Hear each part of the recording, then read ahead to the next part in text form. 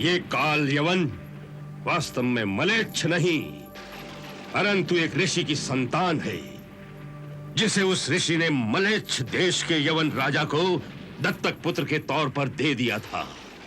इसलिए ये वास्तव में ऋषि पुत्र होते हुए भी यवन कहलाता है। हे भोलेनाथ, मुझे एक ऐसा महापराक्रमी पुत्र प्रदान कीजिए जो अजेय हो, जिसे संसार में कोई योद्धा हरा न सके। सारे अस्त्र शस्त्र उसके सामने निस्तेज हो जाए। ब्राह्मण पुत्र होकर भी जो ऐसा वीरवान हो और शूरवीर हो कि कोई क्षत्रिय वंशी उसका सामना न कर सके। यही मेरी प्रार्थना है। तथास्तु।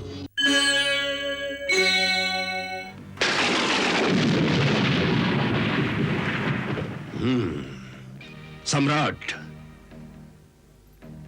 मुझे विश्वास है, मुझे पूर्ण विश्वास है कि यदि काल यवन हमारी सहायता करने को तैयार हो जाए तो फिर मथुरा को जीतना कोई मुश्किल काम नहीं। महाराज शल्य, आप मुझे झूठी तसल्लियां न दीजिए। मैं आपकी बातें मानकर एक बार नहीं 17 बार अपने आप को धोखा दे चुका हूं। आज तक 17 बार पराजित होकर भी अभी तक जीवित हूं। इस बात को सोचता हूं तो कई बार मुझे अपने आप पर लज्जा आती है, लज्जा। आप मेरा विश्वास कीजिए कि हर पराजय की जितनी गहरी चोट आपके दिल को लगती रही, उससे कहीं अधिक गहरी चोट मेरे दिल पर भी लगती रही। वैसे ही गहरे घाव मेरे दिल में भी सुलग रहे हैं, जैसे आपके दिल में सुलग रहे हैं। इसलिए इस बार मैं वो योजना लेकर आया हूं जिसमें हारना संभव ही नहीं। परंतु महाराज शल्य, ये आप कैसे कह सकते हैं? क्योंकि जिस काल यवन की बात मैं कर रहा हूं वो अजय है। इस संसार में उसे कोई नहीं मार सकता। कोई भी अस्त्र या शस्त्र द्वारा उसकी हत्या हो नहीं सकती। यहां तक कि कृष्ण का वो दिव्य सुदर्शन चक्र भी उसके सामने व्यर्थ है। उस दिव्य सुदर्शन चक्र से भी उसकी हत्या हो नहीं सकती। महाराज, इसकी भी कहानी बड़ी विचित्र है सम्राट, बड़ी विचित्र कहानी है। ये काल यवन वास्तव में मलेच्छ नहीं, परंतु एक ऋषि की संतान है, जिसे उस ऋषि ने मलेच्छ देश के यवन राजा को दत्तक पुत्र के तौर पर दे दिया था। इसलिए ये वास्तव में ऋषि पुत्र होते हुए भी यवन कहलाता है। एक समय की बात है कि महामुनि शेषिरायन किसी सिद्धि की प्राप्ति के लिए एक योगी का अनुष्ठान कर रहे थे, जिसके लिए 12 वर्षों तक ब्रह्मचर्य व्रत का पालन करना आवश्यक था। उन्हीं दिनों एक गोष्ठी में उनके साले ने हंसी हंसी में उन्हें नपुंसक होने का ताना दे दिया। नपुंसक। मुनि इस ताने से बड़े विचलित हो गए। तुम नपुंसक हो। उसी विक्षिप्त और उत्तेजित अवस्था में मुनि ने निश्चय किया, वो एक ऐसे पुत्र को पैदा करेंगे जो संसार में अजेय हो, जो ऐसा वीर शिरोमणि हो कि संसार में कोई योद्धा उसे जीत ना सके। बस ऐसा वर पाने के लिए मुनि भगवान शिव की आराधना में लग गए और कई वर्षों तक वे बड़ी कठोर तपस्या करते रहे।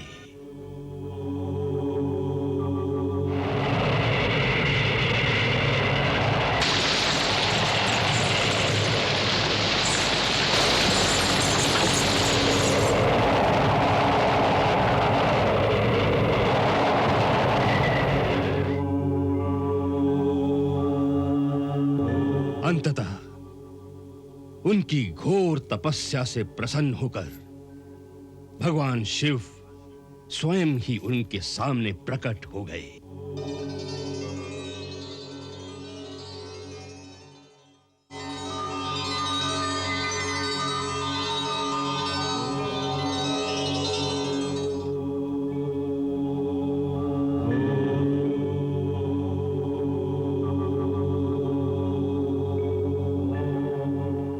हे मुनि, हम तुम्हारी तपस्या से अति प्रसन्न हुए हैं। मांगो, जो मन में आए वरदान मांग लो, हम प्रदान करेंगे।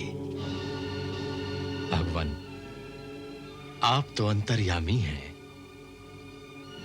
मेरे हृदय की पीड़ा और मेरे हृदय की आकांक्षा आप भली भांति जानते हैं।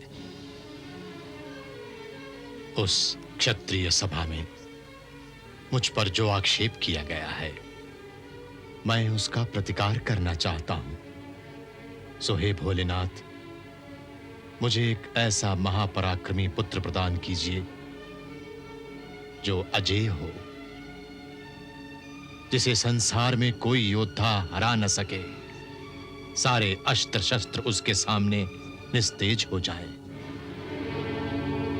ब्राह्मण पुत्र होकर भी जो ऐसा वीरवान हो और शूरवीर हो कि कोई क्षत्रिय वंशी उसका सामना न कर सके।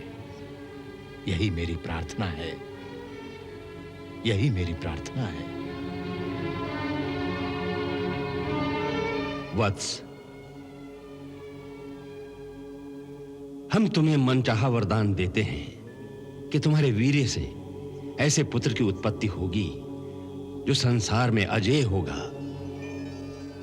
संसार का कोई भी योद्धा किसी भी शस्त्र या अस्त्र से उसकी हत्या नहीं कर सकेगा। सूर्यवंशी हो या चंद्रवंशी, कोई भी क्षत्रिय वीर उसे युद्ध में हरा नहीं सकेगा। ये वरदान मांगने के पीछे तुम्हारे हृदय में भोग विलास की एक इच्छा छुपी हुई है। इसलिए उसका पूरा आनंद पाने के लिए हमारे वरदान से तुम्हें राजसी वैभव प्राप्त होगा। तुम्हारा ठाट बाट एक राजा की भांति हो जाएगा। तथास्तु।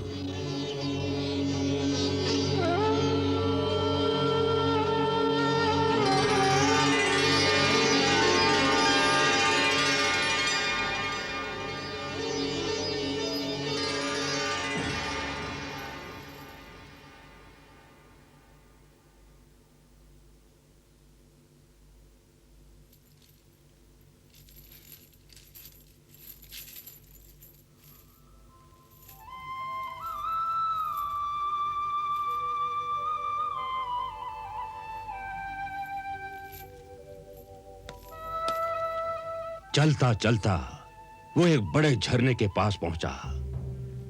दैववश उसी समय रंभा नाम की एक अप्सरा उस झरने में स्नान कर रही थी।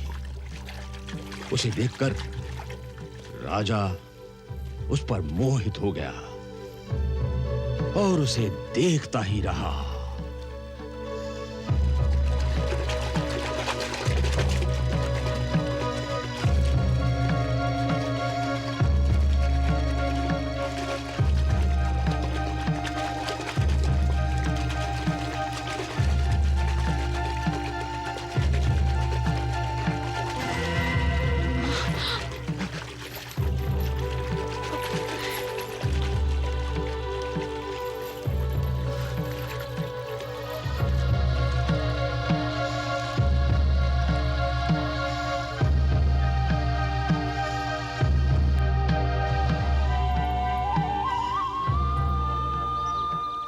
देवी, तुम कौन हो?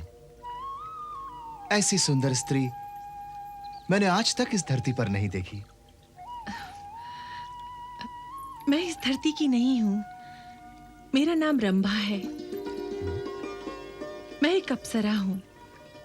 आकाश मार्ग से जाते जाते इस सुरम्य और सुंदर स्थान को देखकर जल क्रीड़ा करने का लोभ हुआ, इसलिए झरने में स्नान करने चली आई। ये मेरा ही सौभाग्य था कि तुम्हारे मन में इस धरती पर उतरने का संकल्प उठा, ताकि मुझे ऐसे अनुपम सौंदर्य के दर्शन हो।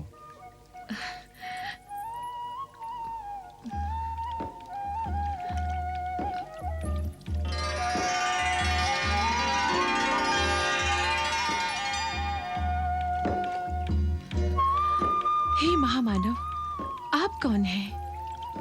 अवश्य कोई विशिष्ट व्यक्ति है, क्योंकि पृथ्वी के पुरुषों में मैंने ऐसी कांति, ऐसा तेज और ऐसा सौंदर्य किसी में नहीं देखा। हो सकता है, क्योंकि ये सब कुछ कांति, तेज, सौंदर्य, यहां तक कि ये शरीर मेरा वास्तविक शरीर नहीं है। ये मुझे भगवान शिव के वरदान से मिला है। भगवान शिव के वरदान से? अवश्य ऐसा ही होगा, तभी तो आपके मुख से दृष्टि हटाने को जी नहीं चाहता।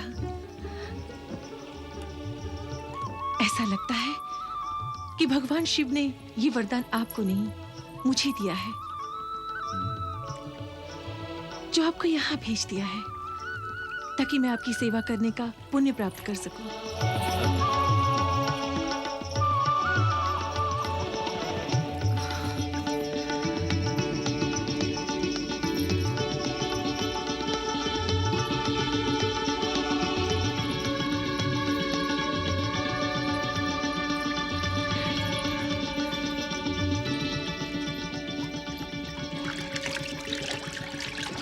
उन दोनों के संजोग से इस बालक का जन्म हुआ, जो आज काल यवन के नाम से यवन देश पर राज करता है। परंतु ये बालक यवन देश कैसे पहुंच गया? उस बालक को जन्म देने के पश्चात वो अप्सरा तो ऋषि को वो बच्चा देकर वापस अपने स्वर्ग लोक को चली गई। नाथ, अब मुझे आज्ञा दो। कहां जा रही हो? अब मुझे अपने लोक में वापस जाना होगा। क्यों? हम इस धरती के प्राणी नहीं हैं।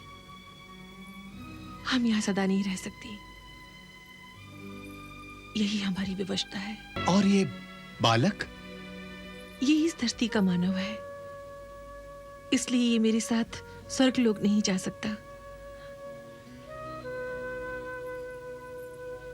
अपनी धरोहर संभालिए।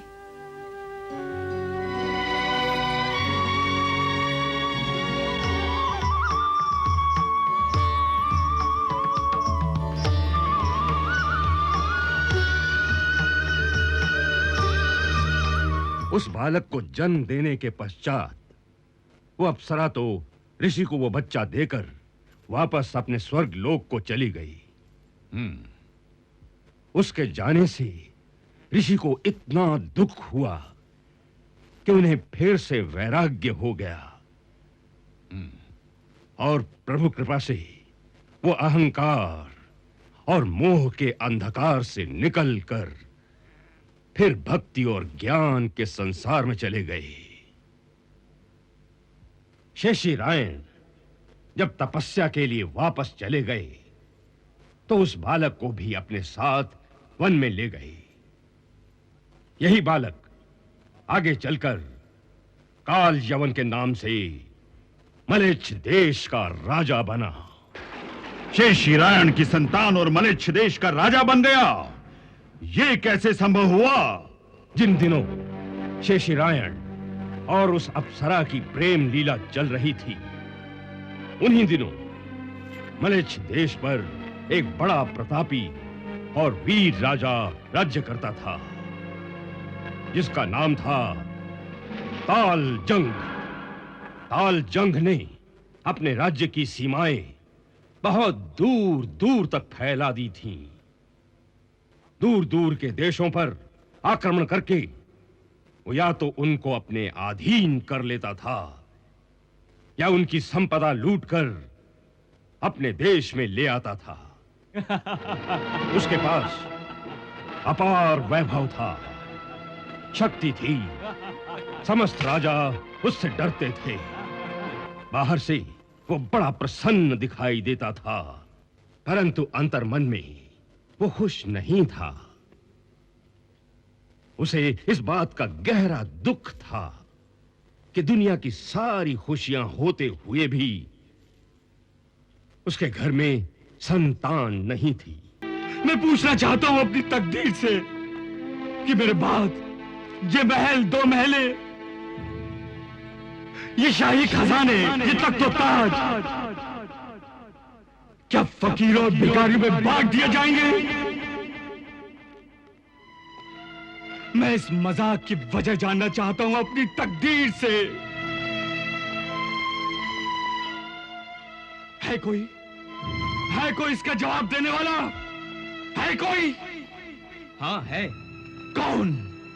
मेरे साथ चलिए। तेरा दुख सिर्फ इतना ही है कि तुझे एक बच्चा चाहिए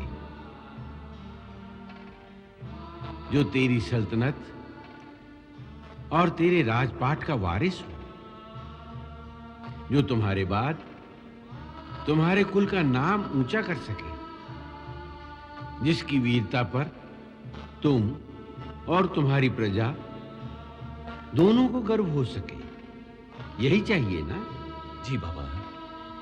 तो अपने राज्य की पूर्वी सीमा पर जाओ। वहां तारकंडे वन में तुम्हें वो बच्चा मिलेगा। तारकंडे वन में बच्चा मिलेगा? हाँ, जिस बच्चे को आगे चलकर तुम्हारा बेटा कहलाना है। तुम्हारे बाद तुम्हारे साम्राज्य को संभालना है। उसका जन्म हो चुका है। जन्म हो चुका है? हाँ, शेषिरायन मुनि के द्वारा स्वर्ग की एक अप्सरा के गर्भ से वो बालक पैदा हो चुका है। अपने जिस साम्राज्य को संभालने की तुम्हें चिंता है, उस साम्राज्य को संभालने के लिए तकदीर ने उस बच्चे को जन्म दिया है, जो तुमसे अधिक वीर होगा। ऐसा योद्धा होगा कि संसार में कोई उसे हरा नहीं सकेगा। तुम्हें एक गुप्त रहस्य की भी बात बताता हूं कि उसे भगवान शंकर का ऐसा वरदान है कि संसार में किसी भी हथियार से, किसी भी अस्त्र शस्त्र से उसे मारा नहीं जा सकेगा। जा, तेरी तकदीर का वारिस वन में तेरा इंतजार कर रहा है। उसे शेषिरायन से मांग ले और दत्तक पुत्र बना ले। जा।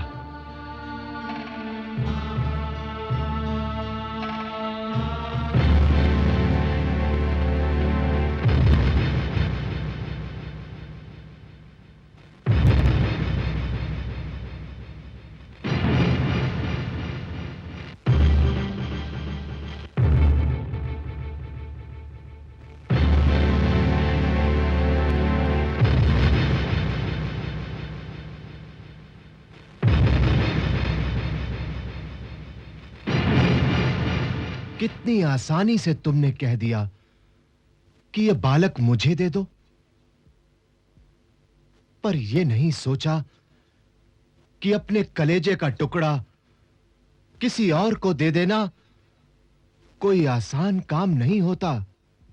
मैं जानता हूं अपनी औलाद को अपने से जुदा करना कितना दुखदाई हो सकता है, लेकिन अगर इसमें औलाद का भला होता हो तो आदमी ये जहर भी पी लेता है।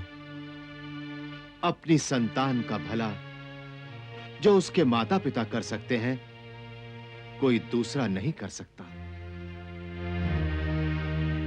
इस नन्हे से बालक को पिता के स्नेह से वंचित कर दूं, तो इसमें इसका क्या भला हो सकता है? बहुत भला हो सकता है इसका। हे महात्मा, आप नहीं जानते, ये जो आपसे इस बच्चे की भीख मांग रहे हैं, वो एक चक्रवर्ती सम्राट हैं, जिनके आगे पीछे सैकड़ों राजे महाराजे हाथ जोड़े खड़े रहते हैं।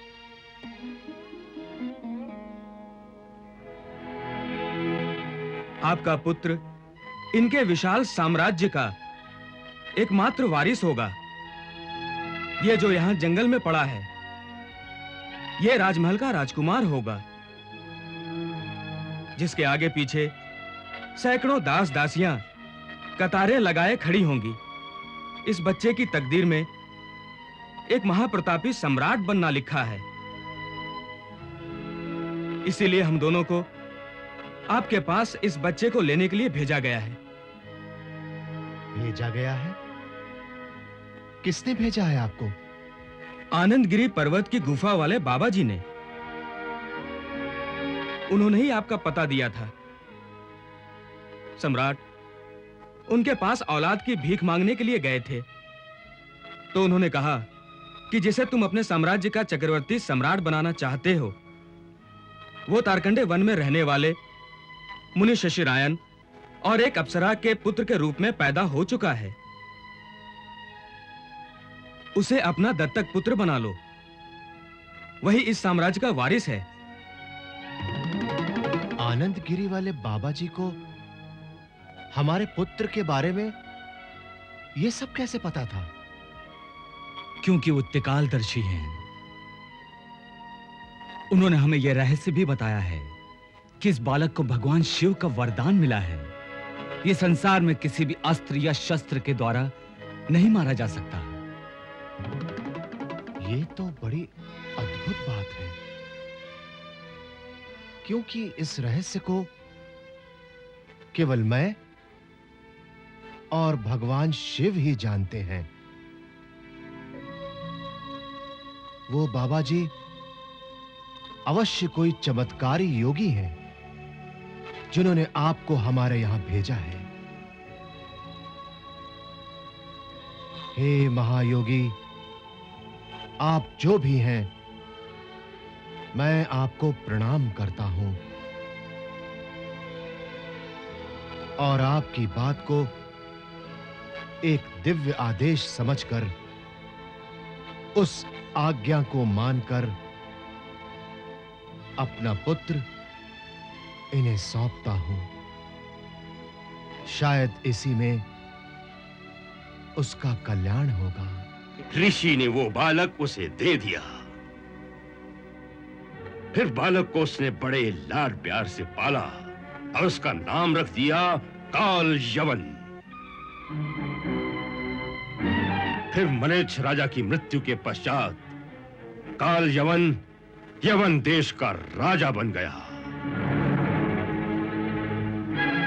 वो एक ऐसा वीर है सम्राट, ऐसा वीर है कि जिसने संसार के समस्त वीरों को युद्ध की चुनौती दे रखी है, परंतु आज तक किसी में भी उससे लड़ने की न शक्ति है न साहस। मेरी इच्छा तुम पूरी नहीं कर सकोगे। ऐसी कोई इच्छा नहीं जिसे हम पूरा न कर सकें। तो सुनो, हमारा एक ही पुत्र था पुनर्दत्त, जो जवानी में मर गया।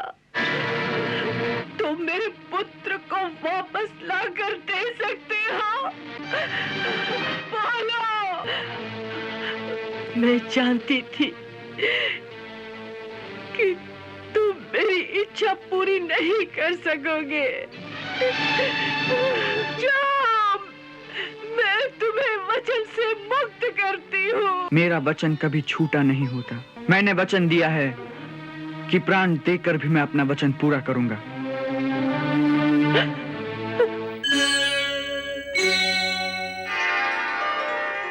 हरे कृष्ण। आओ कृष्ण, आओ बलराम।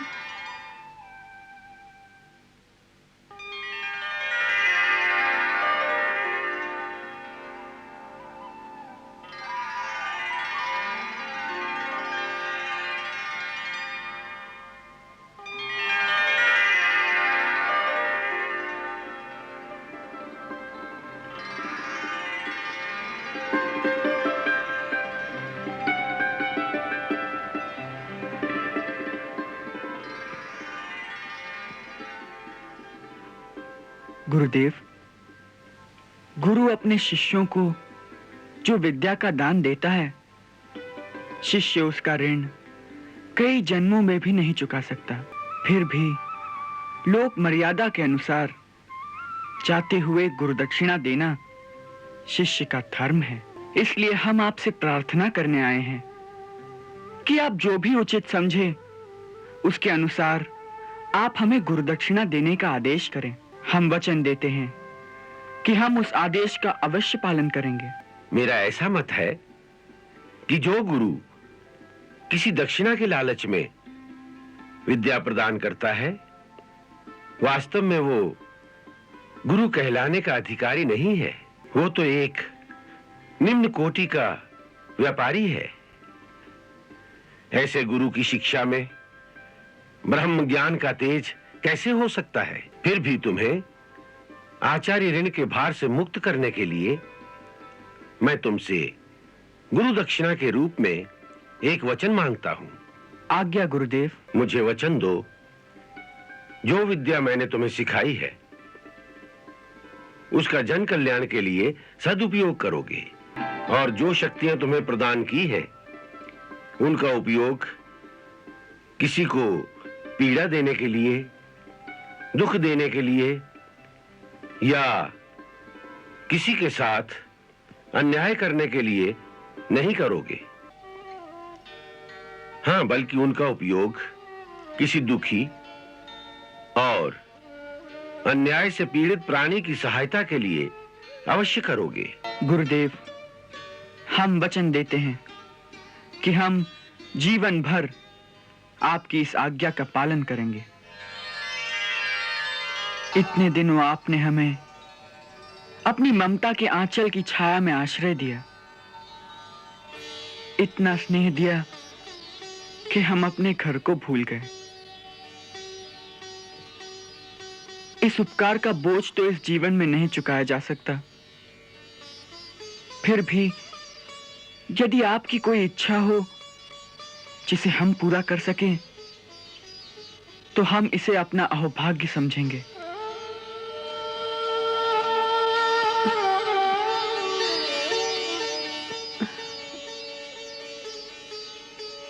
मेरी इच्छा तुम पूरी नहीं कर सकोगे, इसलिए मत पूछो मुझसे।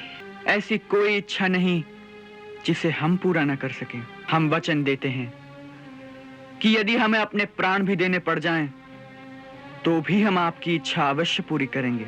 मेरी इच्छा कोई पूरी नहीं कर सकता, इसलिए मत पूछो मुझसे। मेरे वचन पर भरोसा रखिए माता, मैं आपकी इच्छा अवश्य पूरी करूंगा। तो सुनो, हमारा एक ही पुत्र था पुनर्दत्त, जो जवानी में मर गया। तो मेरे पुत्र को वापस ला कर दे सकते हो? बोलो। मैं जानती थी कि तुम मेरी इच्छा पूरी नहीं कर सकोगे, इसलिए झूठा वचन क्यों देते हो? जाओ, जाओ, मैं तुम्हें वचन से मुक्त करती हूँ। उसकी मृत्यु कैसे हुई थी? उसे समुद्र खा गया।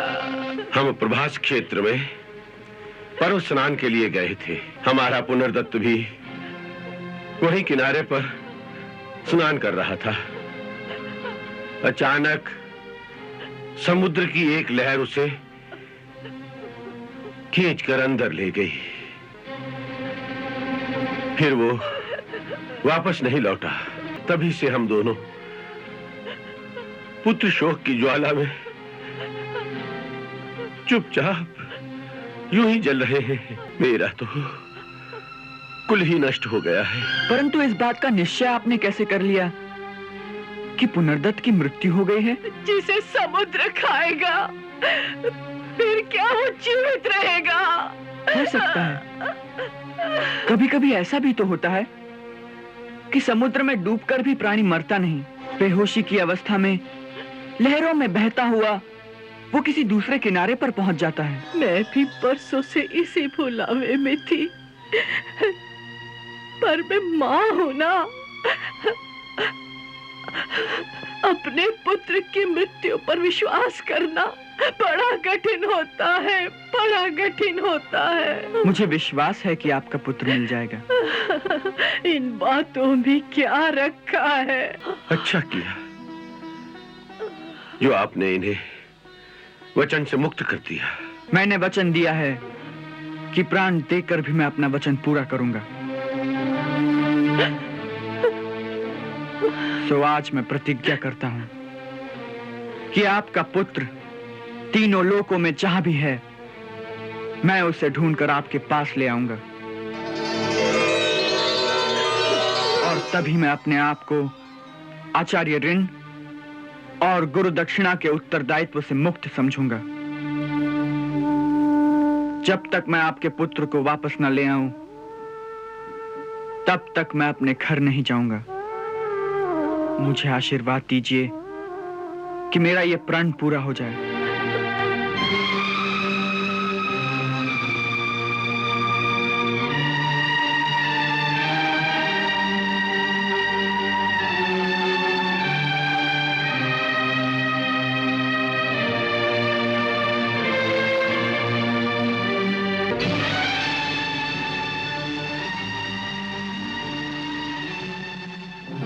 हे जगतपति, हे त्रिलोकीनाथ, मेरे तट पर स्वयं पधार कर आपने मुझे दर्शन देने की कृपा की, इसके लिए कोटिशः धन्यवाद। हे रत्नाकर, हमारे गुरु महात्मा सांदीपनि का पुत्र पुनर्दत्त तुम्हारे इस प्रभास क्षेत्र में पर्व स्नान के लिए आया था।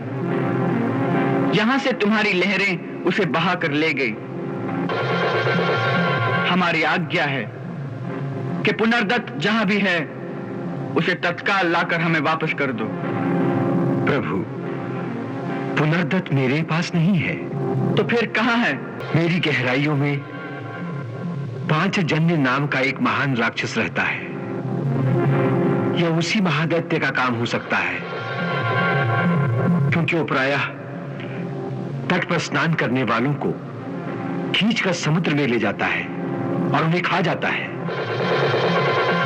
पुनर्दत्त को भी वही खा गया होगा। वो महादैत्य इस समय कहां है? इस समय वो समुद्र तल पर पड़े हुए एक छोटे से शंख के अंदर छिपकर विश्राम कर रहा है। तो चलो, मुझे वहां तक ले चलो। ठहरो दो भैया, मैं भी साथ चलता हूं।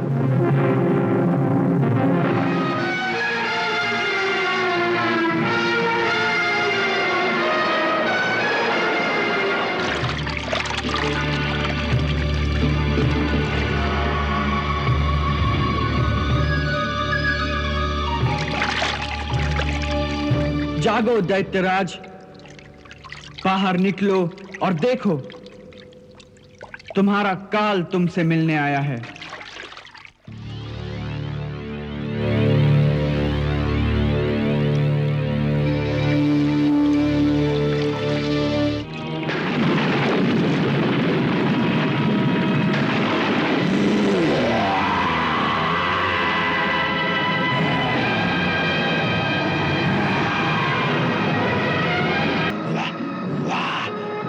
कोमल भोजन खाने को मिलेगा।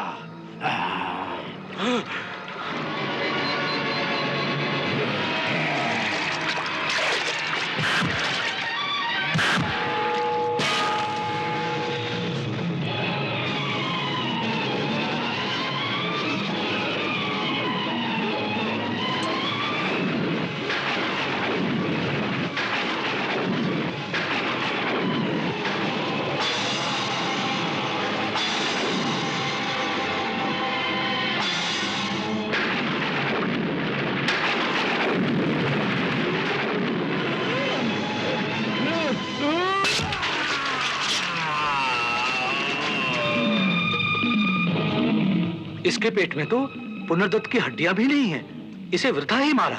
वृथा नहीं, वास्तव में इसके उद्धार का समय आ गया था। तो फिर अब क्या? अब यमराज की राजधानी संयमनी में चलते हैं। वही पुनर्दत्त को ढूंढ सकते हैं। चलो। दाऊ भैया, ये शंख कितना सुंदर है। देखें, इसकी ध्वनि कैसी है? हाँ।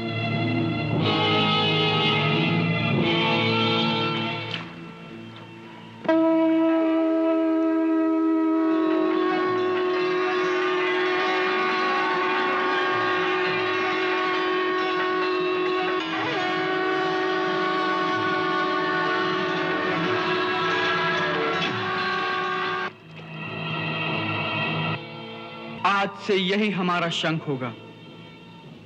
प्रत्येक युद्ध में इसी के साथ हम युद्ध घोष करेंगे। इसका नाम पांचजन्य शंख होगा और जहां भी ये शंख बजेगा वहां धर्म की विजय होगी। अब यमराज जी के पास चलते हैं।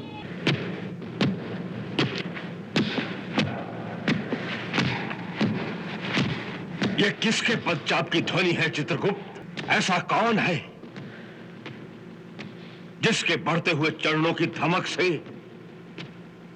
यमपुरी की धरती भी कंपायमान हो रही है? हे यमराज, इस क्षण में तो किसी भी प्राणी के आने का कोई उल्लेख नहीं है मेरे खाते में। इसलिए प्रभु, जो आ रहा है वो मृत्युलोक का प्राणी नहीं हो सकता, कोई और ही है। और कौन? असुर या सुर? मैं नहीं जानता भगवान। ठहरो! कौन हो तुम? जो यमदूत तुम्हें यहां लाया है वो कहां है? हमें कोई यमदूत नहीं लाया, हम स्वयं आए हैं। ये कैसे हो सकता है? कोई प्राणी अपने जीवित शरीर के साथ यहां तक नहीं पहुंच सकता। केवल मरने के पश्चात ही जीवों को यहां लाया जाता है। परंतु हम तो कभी मरते ही नहीं, इसीलिए ऐसे ही आना पड़ा। हम तो यमराज जी के दर्शन करने आए हैं। अरे भोले बालकों, तुम समझते क्यों नहीं? इस पार्थिव शरीर के साथ भगवान यमराज के दर्शन नहीं हो सकते। केवल मरने के बाद ही जीवों को उनके दर्शन होते हैं। यदि मरने के पश्चात ही उनके दर्शन हो सकते हैं तो भैया हमें मार ही डालो। हर प्राणी की मृत्यु का समय निश्चित होता है और जब वो निश्चित समय आता है तभी काल भगवान की आज्ञा से यमदूत उस प्राणी के प्राण हर लेते हैं। इससे पहले तो यमदूत भी उसे नहीं मार सकते। यदि हम अंदर नहीं जा सकते तो यमराज जी से कहो कि वे ही बाहर आ जाएं। कैसी असंभव बातें कर रहे हो? उन्हें कैसे बुला सकते हैं? तो आप नहीं बुला सकते उन्हें? नहीं।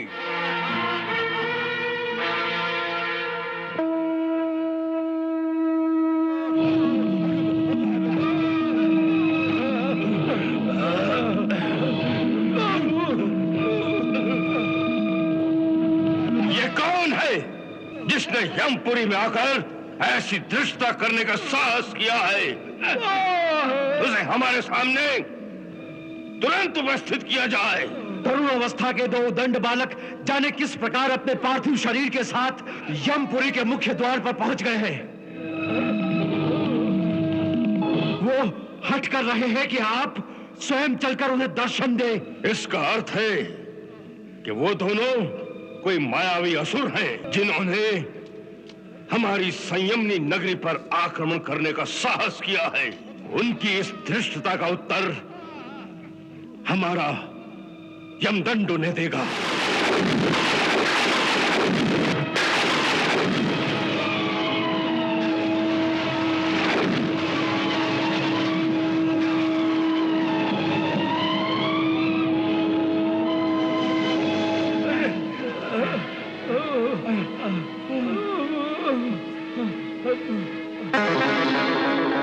यमदंड को शक्तिहीन कर दे। तीनों लोक में ऐसा कौन है? उसे तो स्वयं चलकर देखना पड़ेगा।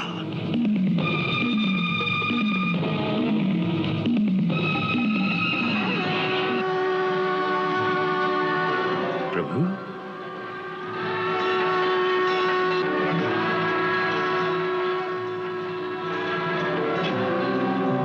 हे त्रिलोकपति, हे जगत पिता, अपने दास की भूल को क्षमा करके इस अकिंचन का नमन स्वीकार करें। इस दास के लिए क्या आज्ञा है प्रभु? हम महामुनि सांदीपनि के पुत्र पुनर्दत्त को आपसे वापस मांगने आए हैं। अपने कर्मानुसार वो इस समय जिस लोक में जहां भी हो उसे लाकर हमें दे दो, यही हमारी आज्ञा है। हे सर्वशक्तिमान, हमारे पास सभी प्राणी जीवात्मा के ही रूप में आते हैं। मैं उन्हें उसी रूप में वापस कर सकता हूं, परंतु उन्हें पार्थिव शरीर प्रदान करने की शक्ति मुझ में नहीं है प्रभु। उसकी चिंता तुम न करो, तुम हमें वो जीवात्मा ही लौटा दो। जो आज्ञा प्रभु।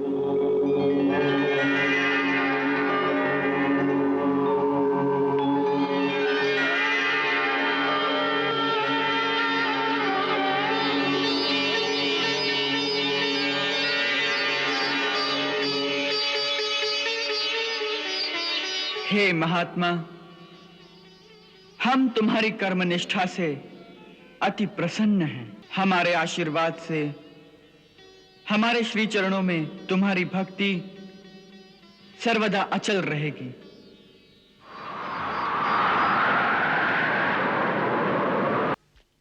गुरु माता, गुरु माता, गुरु माता। क्या है सुदामा? गुरु माता, कृष्ण आ गया है। कृष्ण आ गया है? हाँ गुरु माता, उसके साथ आपका पुत्र पुनर्दत्त भी आ गया है। क्या मेरा पुनर्दत्त आ गया है? क्या? पुनर्दत्त आ गया है? हाँ गुरुदेव, कृष्ण और बलराम के साथ आपका पुत्र भी आया है। वो देखिए।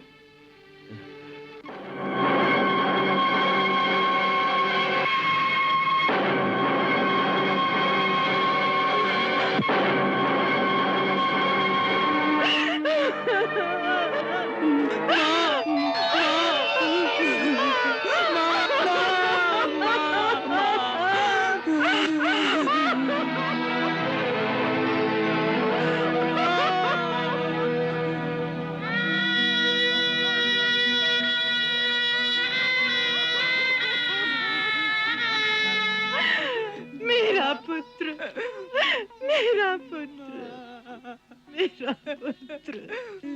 बाबा।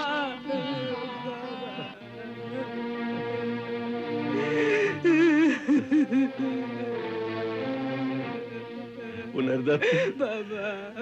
पुनर्दत्त।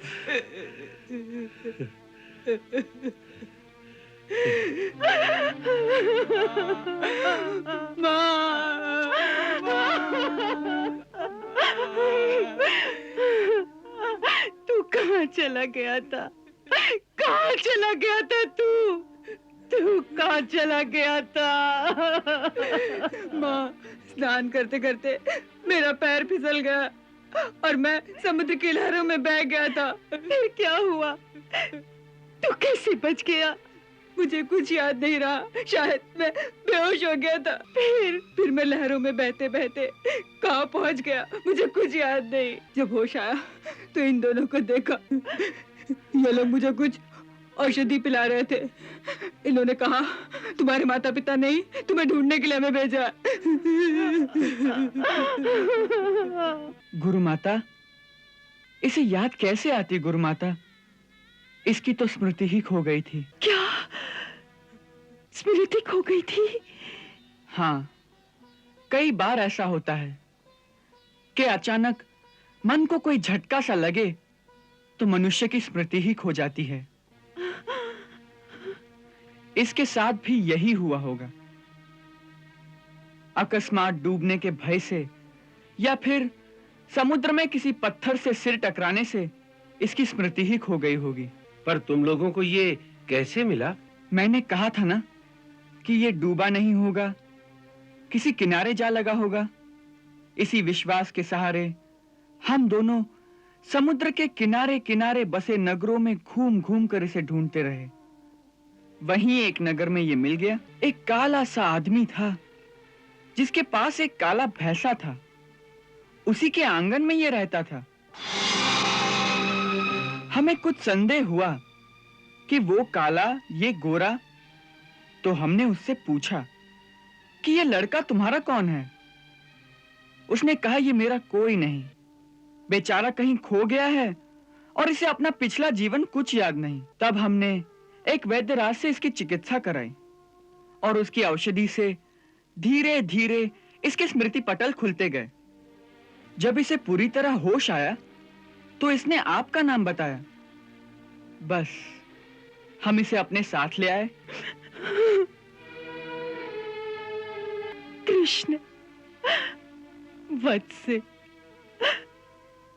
मैं नहीं जानती कि तुम्हारे उपकार का बदला कितने जन्मों में चुका पाऊंगी, परंतु तुमने मुझे नया जीवन दिया है। उसके बदले में एक ब्राह्मण स्त्री सिवाय आशीर्वाद के तुम्हें और क्या दे सकती है। आज मैं तुम्हें आशीर्वाद देती हूँ कि जब तक तुम्हारी माता जीवित रहे तब तक तुम्हारा और तुम्हारी माता का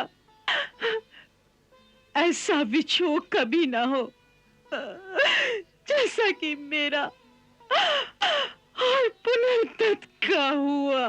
गुरु माता, देना ही है तो कोई और आशीर्वाद दो। ये आशीर्वाद मुझे नहीं फलेगा माता। क्यों? क्या तुम्हारी माता जीवित नहीं है? हैं, बल्कि एक नहीं, दो माताएं जीवित हैं। क्या? दो माताएं? हाँ गुरु माता, एक ने मुझे जन्म दिया और दूसरी ने अब तक मुझे पाला। मेरे लिए तो दोनों ही मेरी माताएं हैं। इसलिए एक के पास रहता हूं तो दूसरी से बिछोह हो जाता है और दूसरी के पास रहता हूं तो पहली से बिछोह हो जाता है। इसीलिए मैंने कहा कि कोई और आशीर्वाद दो माता। अच्छा तो सुनो, यदि मैंने जीवन भर एकाग्रचित होकर अनन्य भाव से अपने पति की सेवा की है तो आज मैं अपनी पति भक्ति का सारा फल तुम्हें प्रदान करती हूँ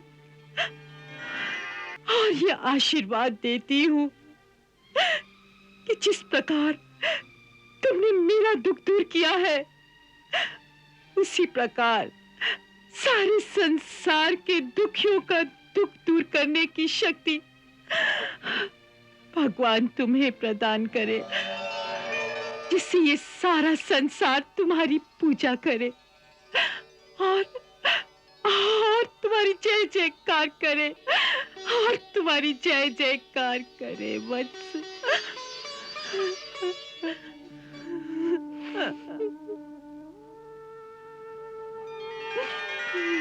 आज तुमसे ये आशीर्वाद पाकर मेरा जीवन धन्य हो गया। अब मुझे विश्वास हो गया है कि तुम्हारे इस आशीर्वाद से मेरा इस धरती पर जन्म लेना अवश्य सफल होगा माता। ऐसा कहना तुम्हारी विनम्रता है कृष्ण, क्योंकि आज तुमने इस मृत बालक को जीवन दान देकर जो ये चमत्कारी कार्य किया है, उससे मेरा विश्वास और भी दृढ़ हो गया है कि तुम कोई संसारी मानव नहीं हो, कोई देव पुरुष हो जिसे किसी भूल के कारण अथवा किसी श्राप के कारण इस संसार में आना पड़ गया है।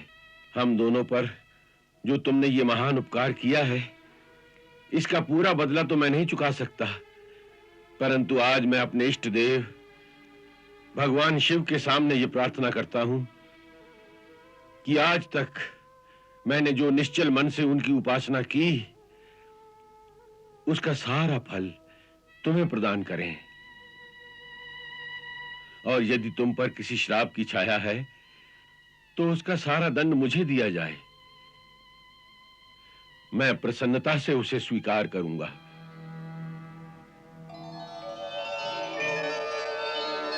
गुरुदेव, इतनी उदारता एक पिता अथवा एक गुरु में ही हो सकती है, इसीलिए दोनों एक समान हैं।